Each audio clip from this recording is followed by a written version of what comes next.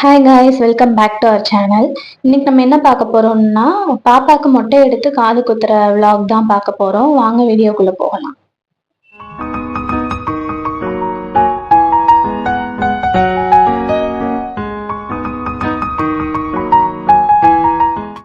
கோயிலுக்கு ரீச் ஆனதுமே கோயிலில் நாங்கள் எல்லாரும் சேர்ந்து க்ளீன் பண்ண ஆரம்பிச்சிட்டோம். கொஞ்சம் இலையா கிடந்துச்சு, அதனால அதெல்லாம் கூட்டி விடலான்னு க்ளீன் பண்ணிட்டு இருந்தோம். கோயில் எங்கே இருக்குன்னா அருப்புக்கோட்டையில் இருக்கு. என்ன கோயில்னா சீலக்காரி பூமாதேவி அம்மன் தான் எங்களோட குலதெய்வம். அங்கதான் போயிருந்தோம் அருப்புக்கோட்டையில. இந்த சைடு அத்தையும் மாமாவும் பொங்கல் வைக்க ரெடி பண்ணிக்கிட்டு இருந்தாங்க. நட்சத்திரா பாப்பா சூப்பரா விளையாண்டுட்டு இருந்தா. நமக்கு மொட்டை எடுக்க போறாங்கன்னு தெரியாம செம்மையா விளையாண்டுட்டு இருந்தா. ஆனா அழுகையை மட்டும் நீங்களே பாருங்க.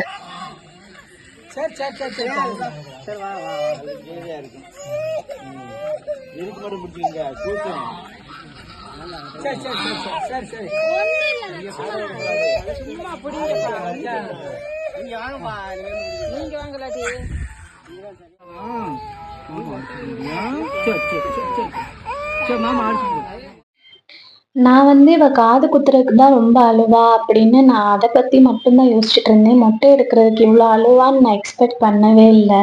அந்த அளவுக்கு அழுகுறா. என்னன்னா உட்காரவே இல்லை அவ. என் தம்பி மடியில உட்காரவே இல்லை.